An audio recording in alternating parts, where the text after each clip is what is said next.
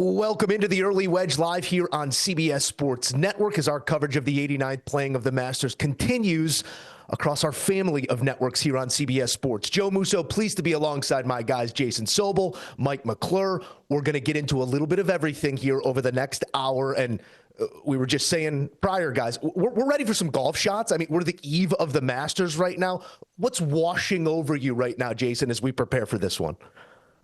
I am so ready for this thing. I'm right down the street from Augusta National Golf Club right now. I'll be going over there as soon as the show is over, but I cannot wait for this to get started. We've waited 9 months since the last major championship, obviously a full year since the last Masters. The weather is absolutely perfect here in Augusta. Highs in the high 60s, low 70s for the rest of the week. Maybe a little rain early Friday morning, but this is perfect golf weather. The sun is shining. We got some bright, puffy clouds, and I cannot wait for this tournament to get started with so many of the great players in the game playing really well coming into this one.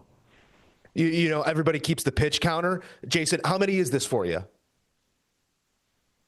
I started my first one in 2005. Pretty good winner that year. Pretty good final as well. I've missed a few in there, so I've got to keep trying. It's probably in the 15, 16 range.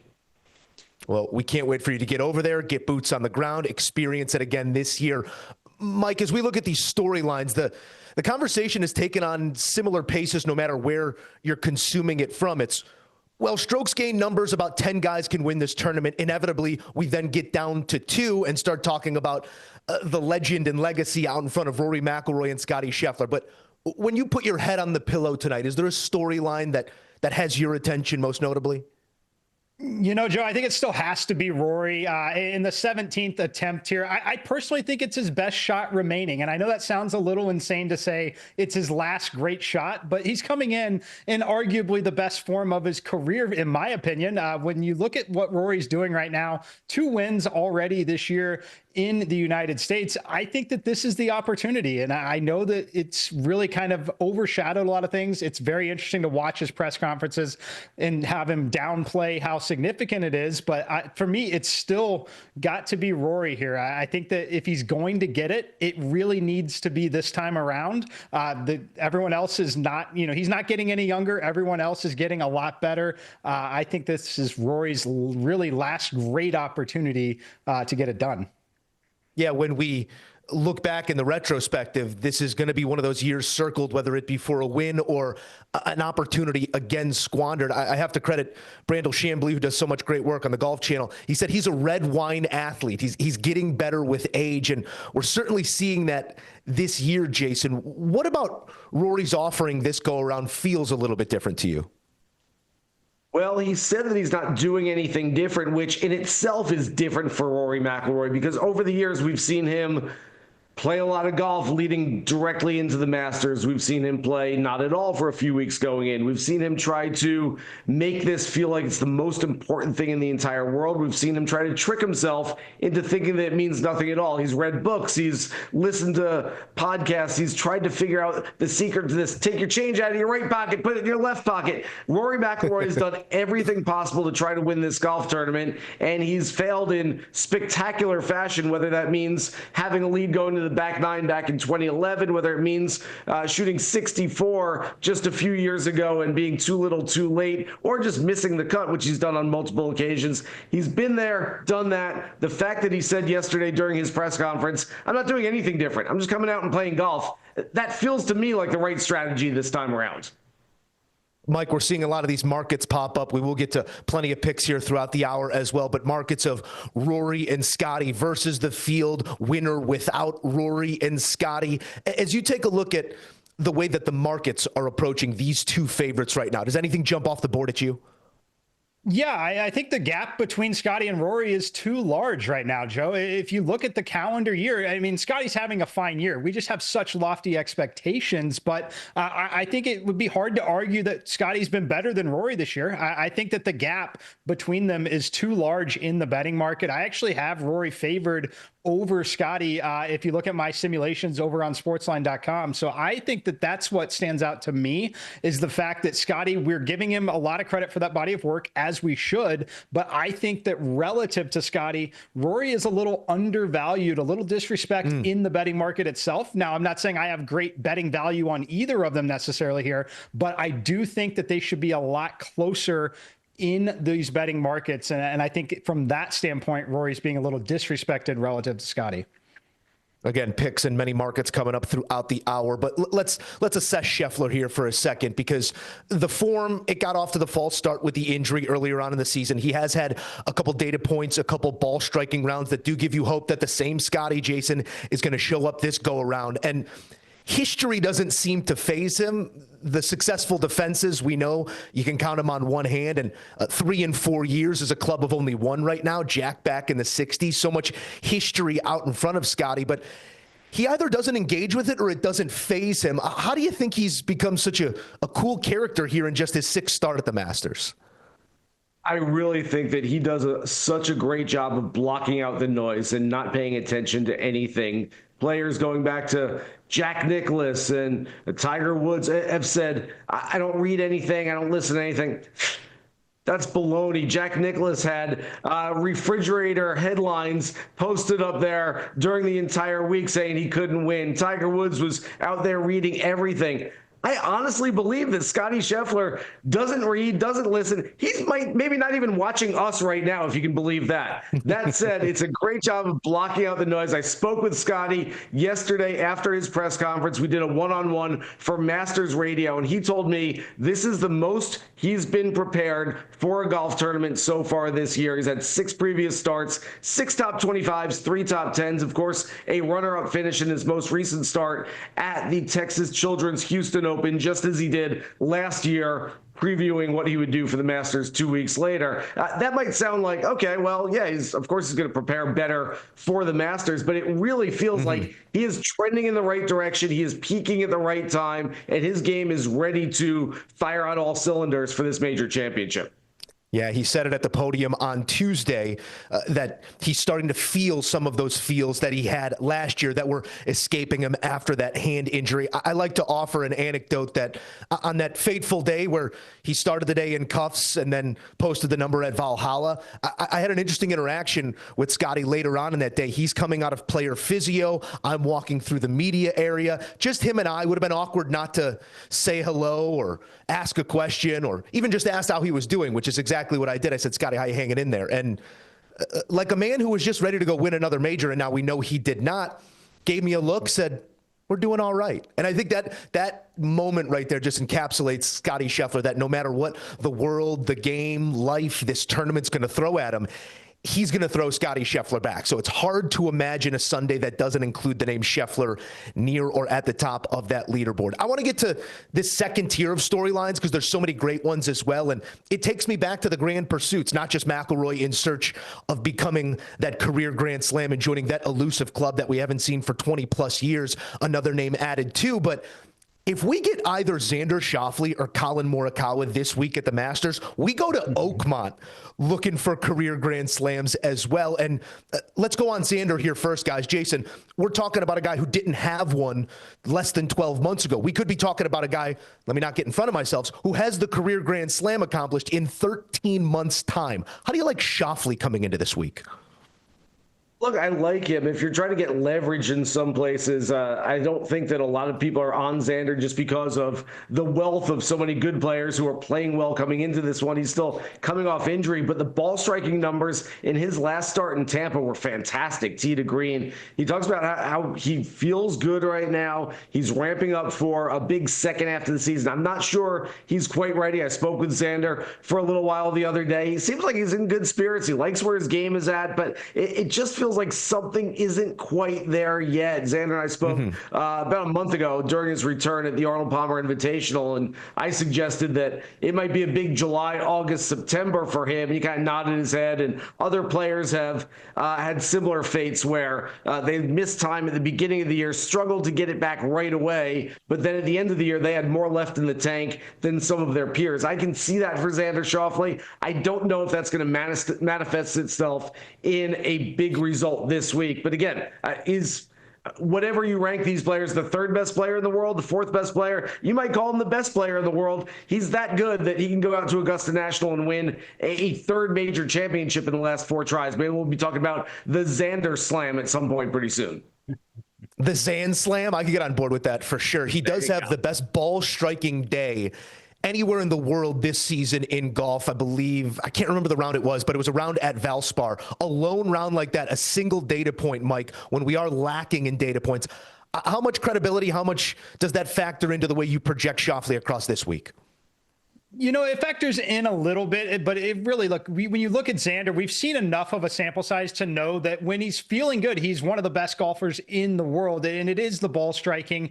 I'm not looking to go back Xander in this tournament just yet. I would rather take an opportunity to maybe look at backing him live, but the problem for me is, as Jason said, the ball striking was good there, but something is still not there. He's still ramping up. I think that the problem for me is just you look at the forecast and you look at the course conditions. I think it's going to be pretty scoreable on round 1. So if he is not competitive in round 1 here, I think it's going to be a problem for him later in the weekend. I would rather see a round from Xander before I go invest at this point, because I think we're going to learn a lot on Thursday, particularly on that front 9 from Xander, where his game is at. And I'm willing to wait just because of the star power at the top of this leaderboard. So I like Xander. I think he's probably going to complete the career Grand Slam at some point. I don't want to buy in, though, until I've seen a round on this golf course. All right, so maybe a live approach there. We want for nothing when it comes to ball striking data for Collin Morikawa. Where he leaves us wanting more, Mike, is who are you going to be when we take that turn, when we're making our way through Amen Corner, when it's the back 9 on Sunday, a place that he struggled in a day specific that he struggled. Is there a way to quantify the closing ability of Collin Morikawa if he again puts himself in that sort of situation? You know, Joe, I don't buy into that too much because I've talked about this on a couple of programs across the CBS Sports family. The one thing you have to do to get that narrative is to simply be in a position to close. You have to be extremely good at golf to put yourself in a position to not get it done. I think it's overstated. We talk about this all the time. He can't get it done until he does. I'm not worried about it at all. If you like Collin Morikawa, absolutely back him. Sobes, where do you land on Morikawa here? Because everything in the stat profile tells us this is a guy that's going to be there. This is a guy that's going to contend. And everything he tells us when he's standing at the podium is he wants to be in those moments. Talked on Tuesday about putting himself in more pressure situations, almost simulating those situations. You're not going to have to simulate pressure this week. What do you feel about Morikawa? Tee to green, he's been, if not the best player, right there with Scottie Scheffler over the last 6, 12, 18 months. Of course, it all comes down to putting. I do feel like Collin Morikawa, when I spoke with him yesterday for Masters Radio, he's trying to convince himself that Augusta National fits his game. We've all heard that Augusta National plays to a draw for a righty. Collin hits one draw. It's not even a draw. It's a hook off the tee on 10. Everything else, he's going to fade in there. And so he's trying to convince himself that can work on this golf course. It has to an extent 3 straight top 10s the last 3 years, but we'll see if it's enough to go out and win this golf tournament. Yeah, moving that ball that way off the tee and then trying to move the ball that way off a hook lie on those second shots. You got to have it all here at Augusta National. Collin Morikawa, he showed the ability early on this season. We'll see if he has the closing ability this week at the Masters. We're just getting started here on the Early Wedge live on CBS Sports Network. We've got plenty more coming, including a trip out to Augusta National shortly. Don't move.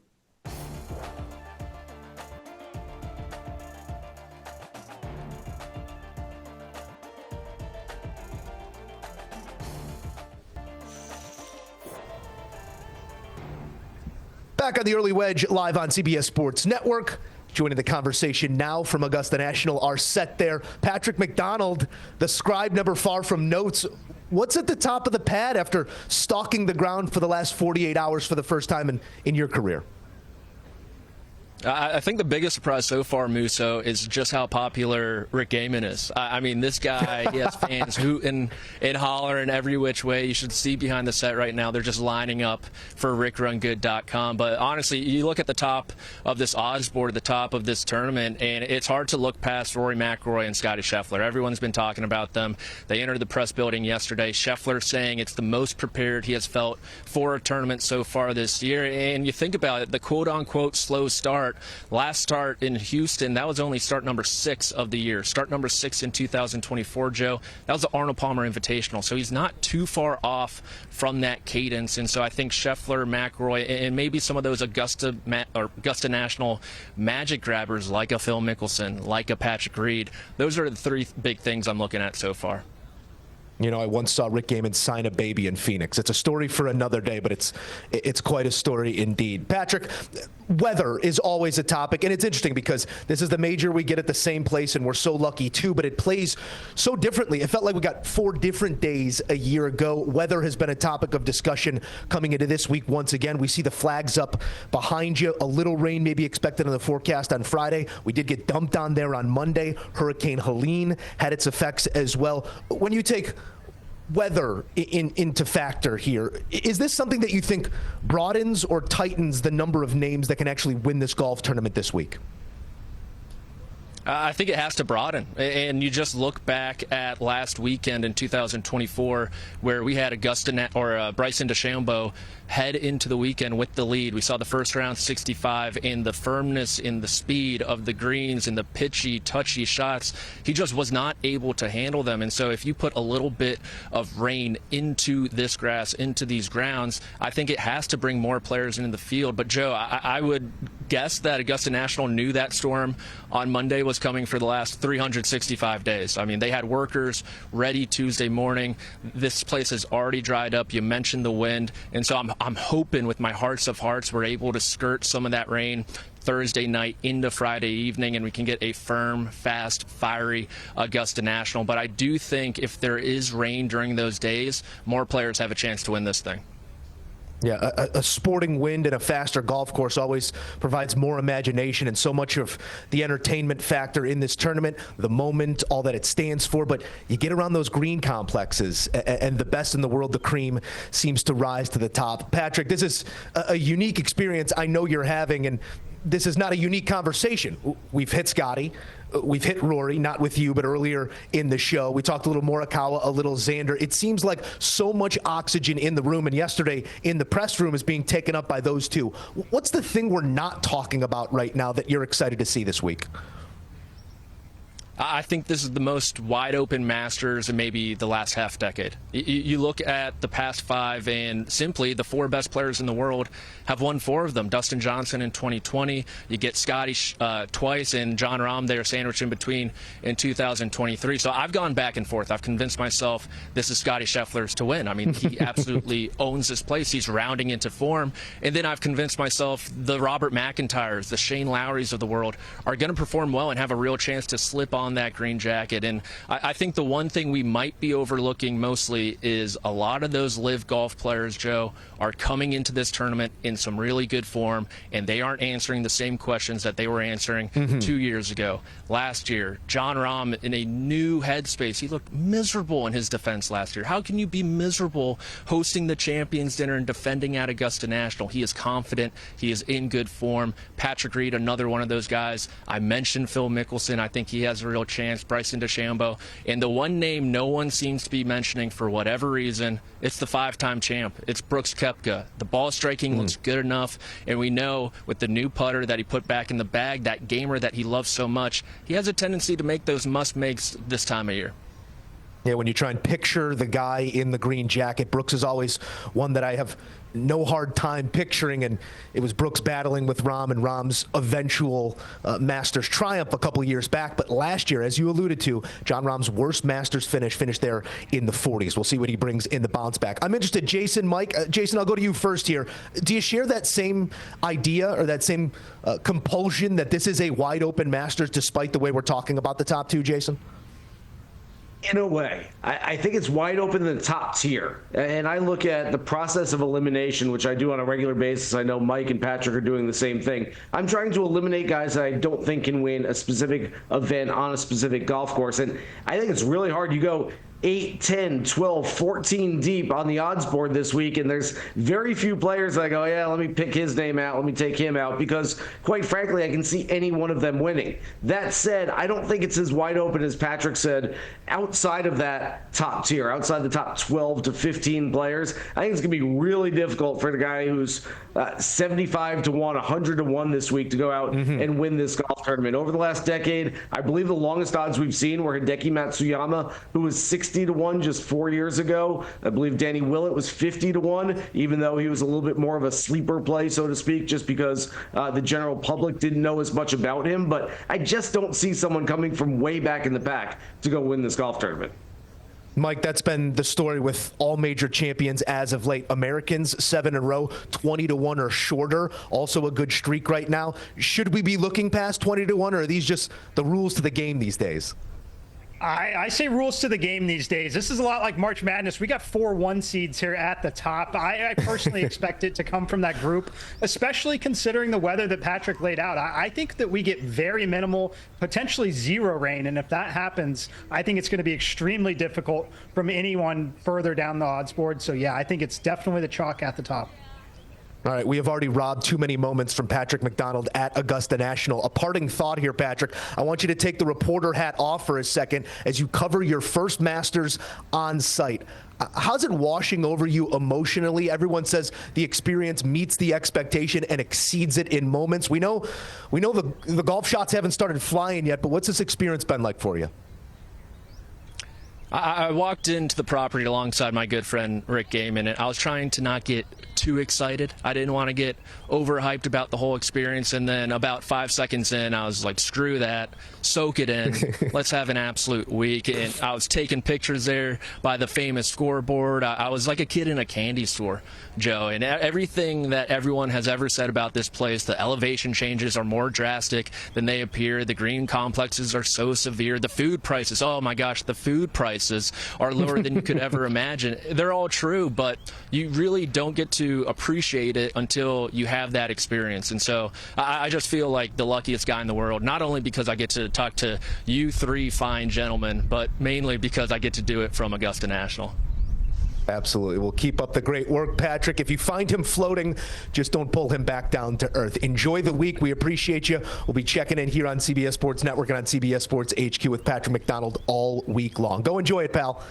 More Early Wedge coming up after a quick break.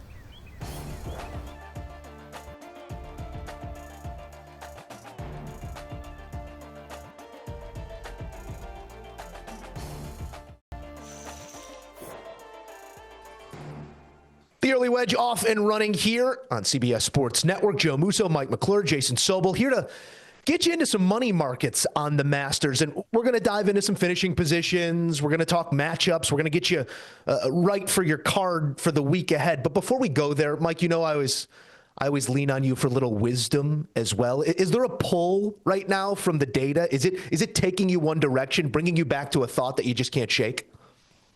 You know, I like to look at certain markets for sure. And I play a lot of daily fantasy as well, Joe. So I like to look at the correlations between betting markets and DFS. And what gets interesting there is the DFS pricing is static while the betting markets will move. So it's been interesting to watch some of the live guys more specifically move and just looking at the correlations in those finishing positions and some of those other markets here. So yes, I'm deep in all of it, but I'm watching how the live guys are moving throughout the week, which has been fascinating. I have to imagine major market movement after Cam Smith goes out there on the range with a sport coat on. Like that's heady stuff. That's on the tombstone. Could hit a 2-iron in a tuxedo is sort of the aspirational idea there. We'll see what the live guys do this week. We'll see how they interplay. But as we said, the talk between tour and live has certainly quieted, at least for this week. All right, finishing position. This is always an interesting one to me because there's certain guys that you could see banging around, flipping some tables, making some noise, but not necessarily, slipping on that green jacket. Jason, as you go to your favorite finishing position market, where does that take us? So I started looking up and down the board. I've been looking for, quite honestly, weeks and months. And as I was filling out my picks for the show, I said, okay, I've got a lot of them, and I like this one for a top 10. I like this one. And I looked and said, your favorite finishing position bet. So I've got to pick out the one. I've got a lot of them. I've got to pick out the one I like the best.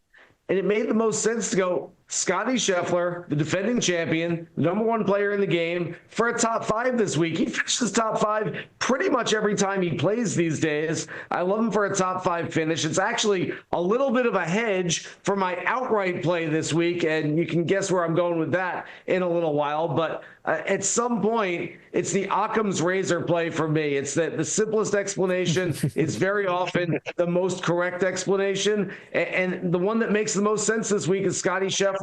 Why overthink it? Let's take him for a top five. All right, KISS method there. Keep it simple, stupid. I always prescribe. Mike McClure, a market here in terms of finishing position that's speaking to you. You know, Joe, it's not everyone's favorite market, but to me, there's a lot of value here. And it's going to be Daniel Berger in a top 40 finish. This is top 40, including ties. The price point here is minus 145. Now, the one thing I mentioned earlier about comparing DFS to betting, you need to also do in every market that's available in betting. Because when I look at the to make the cut number on Daniel Berger, it is currently minus 230. That gap on making the cut versus the top 40 is far too large here. I made the price point on this top 40 for Berger minus 190. Now, sometimes these markets don't move in sync because of the betting action as it comes in. It's manually adjusted by a sports book. These numbers do not map. If you look at where that to make the cut number is at minus 230, you should be paying a lot more than minus 145 when you're talking about top 40 and ties being included. That's why he's Mike McClure. That's simply why he's Mike McClure. He's going to find you inefficiencies in the market. He's going to take you to those winners. We'll see if Daniel Berger can cash a ticket for us. For me, I know it's maybe not as analytical, but this comes from a gut, and sometimes you see a number that just doesn't look right. I like a top 20 on Shane Lowry. He's gone top 20 in 5 of his last 7 events, in 6 of his last 8 majors. He's currently the 7th ranked golfer in the world, according to Data Golf, 13 by official world golf ranking. Just be yourself, and it's a top 20 finish here for Shane Lowry. We know the iron play is always super strong. We know that you're going to have a lot of mid to long iron second shots into these greens. I like Shano. It wasn't a great start last season at the Masters, but he's got so much win equity or sweat equity built up around playing with Rory last year and winning at the Zurich and sort of being in that orbit. I think that a guy we're not talking about that can make some noise, especially in a top 20 market, is a guy like Shane Lowry. Matchups, I know Mike McClure is often where we find ourselves most profitable. Your favorite matchup this week? I like Patrick Reed minus 120 against Tony Finau. I'm just not confident with the state of Tony Finau's game. The approach play certainly hasn't been there. And just, again, some of this is forecasting weather conditions, right? I don't think we get much rain, if any at all. We need some rain for Tony Finau here. I don't think that's the case when you look at Patrick Reed. He's been phenomenal, not only at the Masters, but just around the greens. And you know you have to be good enough around the greens to go contend and go compete. I think this is a misprice. I think Patrick Reed should be a much bigger favorite over the current version of Tony Finau. Jason, something in a matchup? I'm going to go with Corey Connors over Min-Woo Lee, and I like looking at 2 different attributes coming into the Masters every single year, and one of them is form. If you don't have your best stuff coming down Magnolia Lane, you're not going to find it once you get here. You've got to be playing good golf. And I know that people will point to, well, Min-Woo Lee has great form. He just won in his last start. Yes, that's true. But Corey Connors has 3 top 15s in his last 5 starts. All 5 have been top 25s. Also has form on this golf course. He's got 3 career top 10s. Secondly, I'm looking at, it's a second shot golf course, strokes gained approach, greens in regulation. Corey Connors much better with his irons than Min-Woo Lee. Min-Woo Lee is going to attack on a driver heavy golf course, a first shot golf course. This being a second shot golf course, I think there's a lot more of an advantage for Corey Connors this week, and I really like him in that matchup at minus 110 this week. As someone who considers himself a Min-sider, big Min-Woo Lee fan. Some of those T-balls we saw in his win in Texas, Rays Creek is down over there. So we'll see if he can keep it straight off the tee. But Min-Woo is always a joy to watch. We'll see if we can end up on the right side of that one against Corey Connors with your pick there. I'm going to give you Ludwig Aberg, and I'm going to give you him against Hideki Matsuyama and Brooks Koepka. I just think that Ludwig, coming off his start a year ago, so much of that good vibe and positive energy at this place was established earlier than it should be. I know he's not in the best form right now, but the same can be said about the two others in that matchup, Hideki Matsuyama and Brooks Koepka. So I like the VIG to edge out those two in my matchup pick. As we have a couple more moments here to address these markets, Mike, do you have a prop or something maybe a little bit off the beaten path that you think provides value this week? You know, a couple, as Jason like Corey Connors, I like him to be the top Canadian around even money. But where I'm really focused often is going to be round scores in both round 1 and round 4, where I think you find the biggest edges. I like Bryson under 71.5. Simply go shoot a -1 round. I think the conditions are going to be easy on Thursday. I know it sounds weird to say easy at Augusta National, but I think it's going to be very scoreable in round 1. We saw him go -7 in round 1 last year. Give me Bryson -1 round or better. Love that right there, Jason. By the way, guys, something to send us home with. Moose, by the way, first round play is very, very paramount at the Masters. The first 20 players to ever win at Augusta National were top 10 after the first round. The last 20 to win, well, 19 of them were in the top 10 after the first day. The only outlier was Tiger Woods back in 2019, who was in the 11th place. So essentially, if you're looking to pick up a live bet with a guy who's 57th place after the first round, good luck to you. It doesn't happen. By the way, one prop from me, top amateur. I love Jose Luis Ballester in that market. He is the favorite. He's 6th in the world. There's only 4 others. There's no Luke Clanton. There's no Jackson Coyven, Gordon Sargent. He's 6th in the world. Evan Beck is 18th. Justin Hastings, 24th. Hiroshi Tai, 47th. Noah Kent, 156. Ballester honestly should be closer to even money in this market. I love that number, plus 188. Yeah, you want some pop off the tee. Look no further than Ballester. Might be playing this place from some spots we don't see too often. Jason and Mike here with their favorite plays. We're not done just yet. We'll get you back out to Augusta National coming up. Rick Gehman joins the conversation here on the Early Wedge.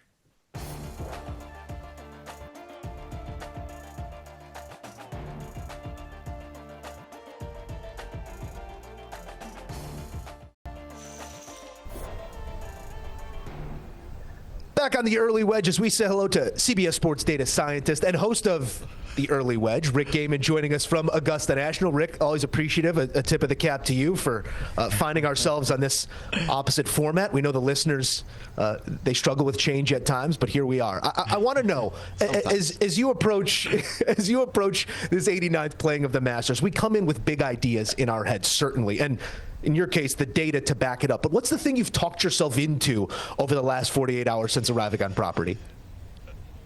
Yeah, I wasn't going to do it, Joe, but I've talked myself into Rory McIlroy doing the unthinkable and completing the career Grand Slam and doing something that is so incredibly rare at this point in his Masters career to win. This is 17th time he's going to tee it up at the Masters. Usually when a guy completes a career Grand Slam, it happens within 3 or 4 starts of getting the third leg of the Slam. It's unthinkable, but at the same time, he's one of the betting favorites because he's playing some of the best golf that he's ever played in his life. What he's doing in 2025 is objectively some of the best form that he has ever entered Augusta National with. Even off the stat sheet, you talk about the eye test. He is hitting shots that we have not seen Rory McIlroy hit before. He is no longer missing long and left with those wedges where he's going 100 miles an hour at everything. He is dialing it back. He's hitting those 3/4 flighted wedge shots. They're much more efficient, and when he misses, Joe, he's missing in the right spot.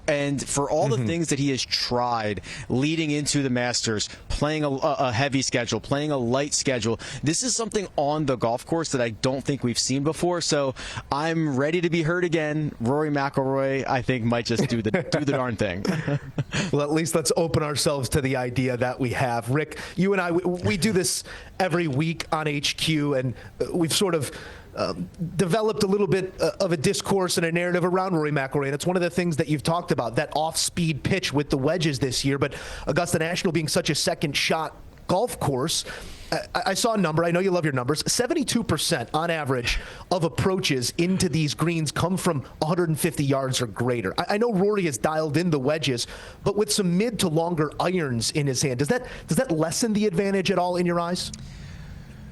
Well, what I think is interesting is how high he's able to hit those clubs. He's not always the greatest with those longer irons or those mid irons, but he does hit them higher than basically anybody else. And I wonder if as we go through the course of this week with things getting likely more firm, likely more fast, that the apex height, the ability to bring it in with a 6 iron from higher than everybody else, even if he's not perfect, if that does give him a little bit of a leg up. So that's what I'm interested in. And then, of course, Joe, some of these new sight lines, again, I've convinced myself on this, some of the new sight lines with the trees that we've lost around here, I think they do benefit Rory McIlroy.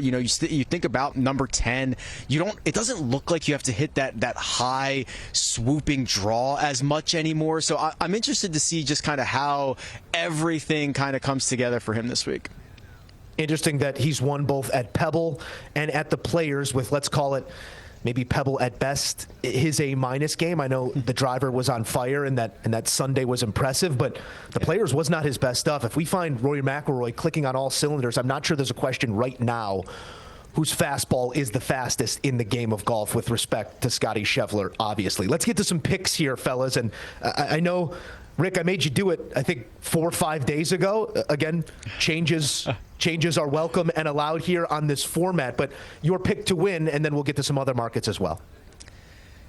Yeah, I'm happy to say I'm going to stick with what we talked about 4 or 5 days ago, and it's Xander Schauffele, and I look at this obviously from a holistic approach. I mean, this is based on the odds, which I think are too long, 22-1 in most places for probably the 3rd best player in the world, maybe the 2nd best player in the world. He's coming back from injury. I'm not going to beat him up over that too much. And what I know about Xander is that when he started playing major championships at the 2018 Masters, he has been one of the best major championship players that we have seen. He has finished inside the top 10 in over half of his major championship appearances. I think he has knocked off the rust. He picked up 11 strokes on approach the last time we saw him at the Valspar, his career best. I'm really looking forward to the way that he's going to be able to manage this golf course. I loved what he said on Monday afternoon in his presser. I think he's ready to rock and roll. He seems to be in a really great headspace as well. With Rick Gehman looking on, that putt lips in at Valhalla and could set into effect these dominoes of major championship success. How do you not love this game? What if that doesn't lip in? What conversation are we having right now? Does he win the Open Championship? These are all hypotheticals we need not explore right now. We do need picks, though. Jason Sobel, I like to credit myself with being able to pick up the breadcrumbs, to follow the context clues. I think I might know where you're going. Who do you like to win? Well, I will say this much, Moose, that for the last month and a half, ever since the Genesis Invitational, I have told anyone who's listening, Ludwig Oberg is going to win the green jacket. And I arrived here in Augusta on Sunday evening, and I sat down, and I started looking, I said, I can't do it.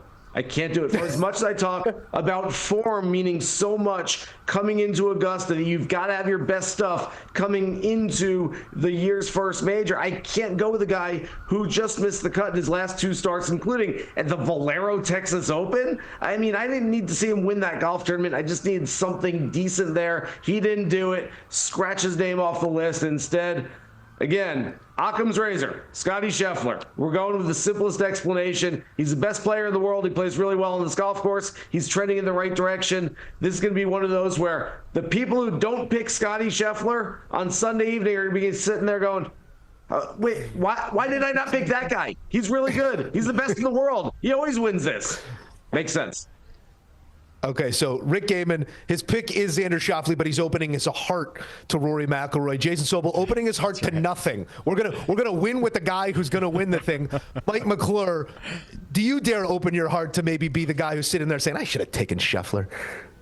Not a chance for me. I think the number's too short on Scottie, considering this field. I like Bryson DeChambeau for a similar reason to what Rick said with Xander. It literally just comes down to a price point. 20-1. I made the number 17-1.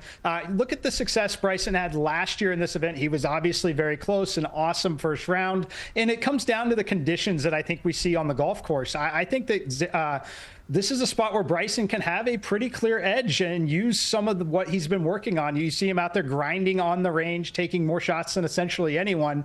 It's really just a price point play and kind of out of sight, out of mind for a live player. I think he's not far off from where Scottie and Rory are. He's definitely not there, but 20-1 is a great number on Bryson here. would be another big feather in the cap of the big golfer. For myself, I know this Knights of the Round Table 4 wide here is sort of the intersection of number and narrative. I skew towards narrative. I've talked myself into it as well. If not now, then when? Rory McIlroy, do it for us, pal. That is my pick to win. Let's climb further down the board. I'm going to send it back around the horn to Mike here first. A long shot pick, a ticket you'd like to hold. Give me Daniel Berger. I already told you, top 40 market's my biggest position of the entire tournament. But Daniel Berger in this field, 7th in total strokes gained, 12th around the green. You're going to have to be good around the greens, particularly if we miss the rain and we get a very firm golf course here. I like this spot with the proximity buckets. Give me Daniel Berger, 125 to 1 at BetMGM. 125 to 1. Big number there for Berger. One we're going to have in our pocket thanks to Mike McClure. Jason Sobel, your longer shot. As I often say here on the Early Wedge, if I'm picking a long shot for an outright, I want the upside. I don't care if he finishes in last place. I don't care if there's a high ceiling, if that low floor is there. I'm going with a guy who's been #1 in the world, who's won a major championship, and who looks really good right now after going back to his old instructor, Colin Swatton, and that is, of course, Jason Day, at a pretty good number, 66 to 1.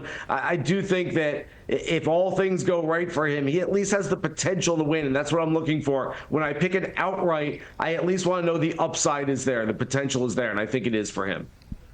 13 players in this field who have touched world #1 in their career at some point or another. That one of them, we're going to hold some Jason Day as well. Rick Gehman, your long shot.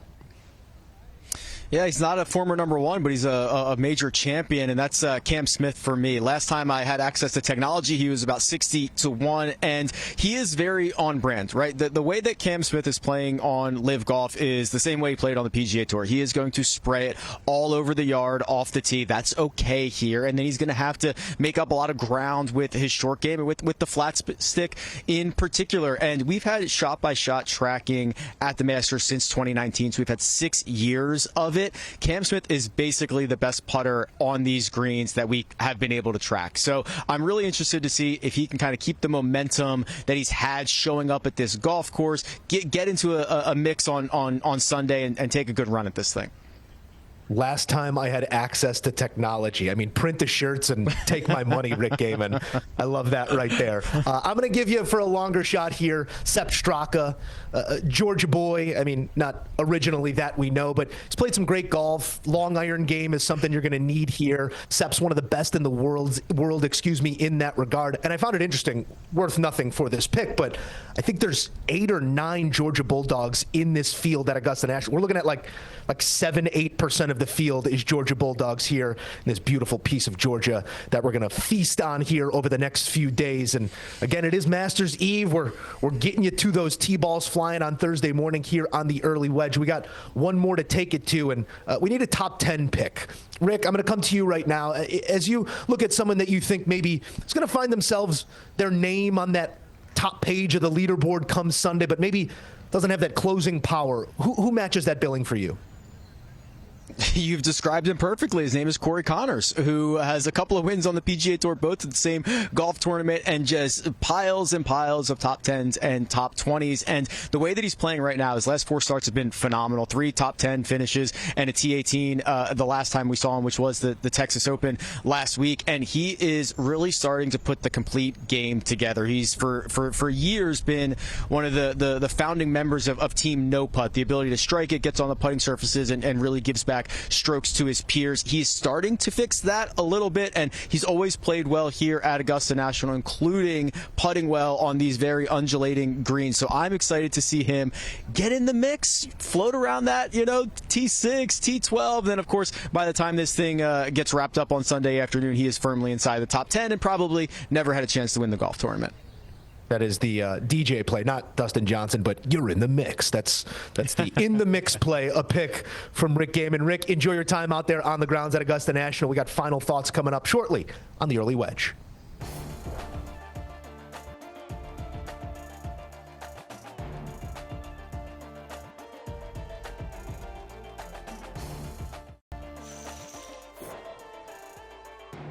Final thoughts on the Early Wedge. We can't wait for it to get going on Thursday. Jason Sobel, the shots, you cannot wait to watch them hit.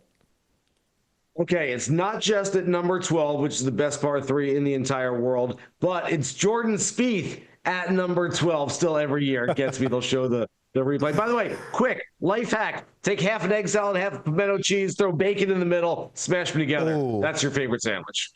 That's the shot. I can't wait to see them hit. We got to say goodbye, Mike McClure. We appreciate you guys as always. For more, get on the Early Wedges YouTube page on SportsLine for all the latest. Download, subscribe, and follow. For the guys, I'm your host, Joe Musso. Thanks for watching.